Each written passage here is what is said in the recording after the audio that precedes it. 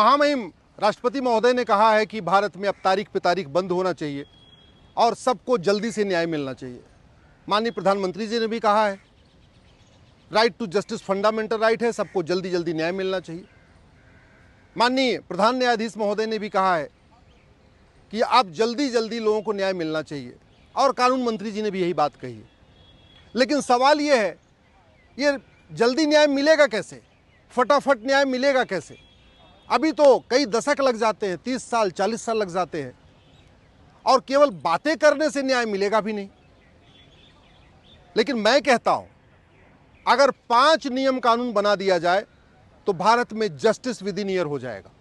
1 साल के अंदर न्याय मिलना शुरू हो जाएगा। पहला, सबसे पहले भारत में झूठ बोलने को गंभीर अपराध घोषित कर दिया जाए और झूठ पकड़ने के लिए नार्को पॉलीग्राफ ब्रेन मैपिंग कानून बना दिया जाए और भारत के सभी जिलों में एक narco polygraph brain mapping lab बना दिया जाए। इतना करते ही आपकी झूठी शिकायतें बंद हो जाएंगी।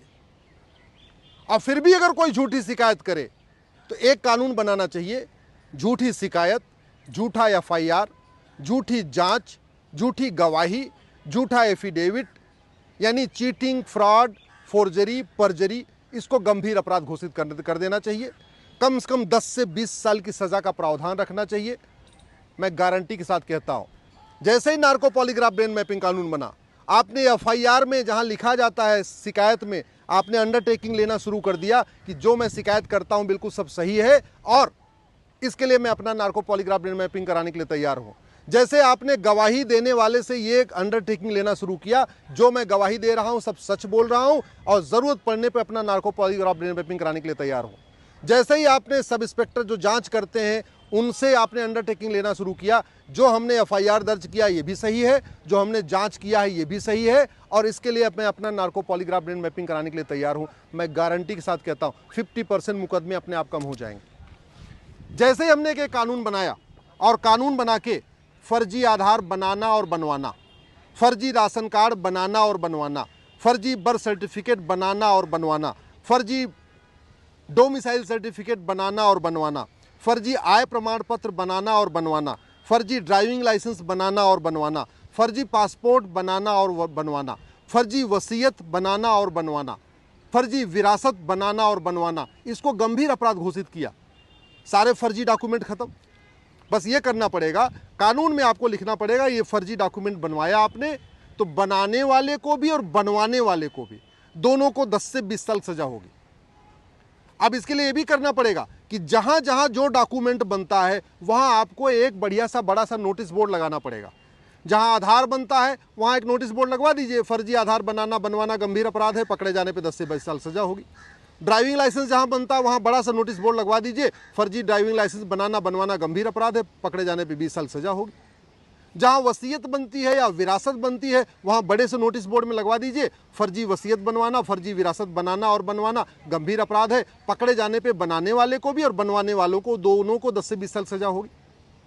तो सारे फर्जी डॉक्यूमेंट बनने बंद हो गए, फर्जी आय प्रमाण पत्र बनना बंद हो गया, फर्जी हेल्थ सर्टिफिकेट बनाना बंद हो गया, फर्जी जो है डोमिसाइल सर्टिफिकेट भी बंद हो गया। और अब बचा कि कोई मजिस्ट्रेट, एसडीएम, एडीएम, डीएम या जज पैसा लेके गलत फैसला न देने पाए, तो स्वाभाविक सी बात है उसके लिए क्या करना है, संपत्ति को आधार से लिंक करने के लिए कानून बना दीजिए। जैसे प्रॉपर्टी को आधार से लिंक करने के लिए कानून बना देंगे और कैश लेन देन की लिमिट सेट कर देंगे, क्योंकि अल्टीमेटली जो घूस लेगा वो 2 काम करेगा, या तो कैश में लेगा और या तो बैंक के जरिए लेगा। बैंक के जरिए ले नहीं सकता है क्योंकि पकड़ा जाएगा, तो क्या करते हैं, कैश में लेते हैं और कैश में लेके महंगे मोबाइल खरीदना, महंगी घड़ियां खरीदना, बढ़िया बढ़िया सामान खरीदना, महंगे कारें खरीदना, अल्टीमेटली यही सब करते हैं। जैसे ही आपने महंगे सामान की कैश लेन लिमिट सेट कर दिया, भैया 1000 रुपये से महंगे सामान का कैश लेन देन हो ही नहीं सकता, तो चाहे वो एडीएम हो, चाहे डीएम हो, चाहे तहसीलदार हो, चाहे थानेदार हो, चाहे पेशकार हो, चाहे हवलदार, वो कैश का क्या करेंगे, खाएंगे क्या? क्योंकि जैसे ही वो जब कैश खर्च कर ही नहीं सकते, अल्टीमेटली उनको कार्ड स्वैप करना पड़ेगा, ATM, Paytm, Bhim, UPI, debit card, credit card करना पड़ेगा, तो फिर वो कैश लेके करेंगे क्या? और जब घूस नहीं लेंगे तो जांच भी ईमानदारी से करेंगे, घूस नहीं लेंगे फैसला भी ईमानदारी से देंगे, घूस नहीं लेंगे एफआईआर भी ईमानदारी से करेंगे, घूस नहीं लेंगे तो सर्टिफिकेट भी ईमानदारी से बनाएंगे। तो भ्रष्टाचार खिलाफ एक कठोर कानून बनाना पड़ेगा और फिक्स कर दीजिए एक जुडिशियल चार्टर बना के कि आपको हर सप्ताह डेट फिक्स करनी है। जो मुकदमा सोमवार को पहली बार आएगा वो हर सोमवार को सुना जाएगा, जो मंगलवार को आएगा हर मंगलवार को सुना जाएगा, जो बुधवार को आएगा हर बुधवार। 3-3 महीने की लंबी तारीख नहीं, हर सप्ताह की तारीख, एक एक डेट की तारीख। चूंकि पहले ही आपने जब फर्जी गवाही बंद हो गई, फर्जी जांच बंद हो गई, फर्जी मुकदमे बंद हो गए तो मुकदमों की संख्या बहुत कम हो जाएगी। आपको अलग से जज नए अपॉइंट करने की जरूरत ही नहीं है, जो वर्तमान जज हैं वो पर्याप्त हैं। हो क्या रहा है, मुकदमा इसलिए बाढ़ आई हुई है क्योंकि अवैध कब्जा करना गंभीर अपराध नहीं है, सड़क के किनारे अवैध निर्माण करना गंभीर अपराध नहीं है, गरीबों की जमीन पे अवैध कब्जा कर लेना भी अपराध नहीं है। तो दबंग जमीन कब्जा करते चले जाते हैं और करके उनको 30-40 साल लड़ाते रहते हैं। अगर खौफ ये पैदा हो जाए कि अब जमीन पे अवैध कब्जा करना गंभीर अपराध है तो मुकदमे आएंगे नहीं। तो जज साहब के लिए हर तारीख पे तारीख, लंबी तारीख देने की जरूरत नहीं, वो फिर वो वीकली तारीख देना शुरू कर देंगे। इसके लिए एक बहुत इंपॉर्टेंट ये भी है कि जज साहब हमारे कैपेबल हों, कॉम्पिटेंट हों। आज की डेट में जो एग्ज़ाम होता है स्टेट वाइज होता है। यूपी में जो जज बनते हैं, मजिस्ट्रेट बनते हैं, वो यूपी का अलग से पीसीएसजे होता है, दिल्ली का अलग एग्ज़ाम होता है, हरियाणा का अलग। तो जजों की क्वालिटी में ज़मीन आसमान का अंतर है। दिल्ली के जो डिस्ट्रिक्ट जज हैं, दिल्ली के जो मजिस्ट्रेट हैं, दिल्ली के जो मेट्रोपोलिटन मजिस्ट्रेट हैं और जो छत्तीसगढ़ के हैं या उड़ीसा के हैं, उनके जजों की क्वालिटी में बहुत अंतर है। समाधान ये है राष्ट्रीय स्तर पे एक एग्ज़ाम हो और केवल मेरिट पे सिलेक्शन हो, केवल और केवल शुद्ध रूप से मेरिट के ऊपर। क्योंकि डॉक्टर अगर इनकम्पिटेंट होगा तो लोगों को गलत दवा दे के मार देगा, और जज अगर इनकम्पिटेंट होगा तो गलत फैसला दे के मार देगा। फिर न्याय नहीं होगा, अन्याय होगा। अगर जज क्वालिटी का नहीं होगा, जज कॉम्पिटेंट नहीं होंगे तो अन्याय करेंगे।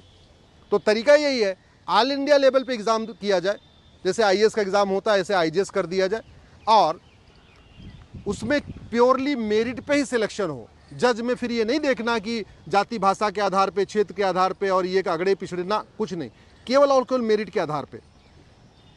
एक काम और भी किया सकता है, डिस्ट्रिक्ट कोर्ट में तो सारे ऑल इंडिया लेवल पे आ गए, हाई कोर्ट में क्या होगा? हाई कोर्ट में डायरेक्ट सिलेक्शन होता है, उसका कोटा भी फिक्स कर दिया जाएगा। भाई 50% जज आईजेएस के थ्रू हाई कोर्ट में आएंगे, जो नीचे डिस्ट्रिक्ट कोर्ट से प्रमोट होकर आएंगे, 50% डायरेक्ट सिलेक्शन होगा।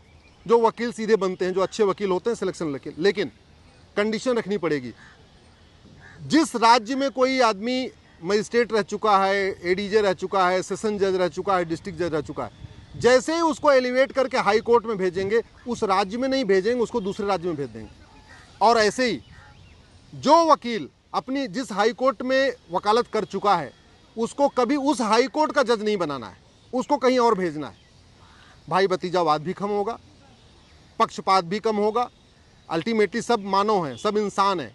अगर भाई भतीजावाद चलेगा, सामने रहेंगे, जहां आदमी 20-30 साल प्रैक्टिस करता है, सारे जजों के साथ दोस्ती यारी हो जाती है, वकीलों के साथ दोस्ती यारी हो जाती है, साथ में लंच करना, कैंटीन जाना, उठना बैठना सब साथ में हो जाता है।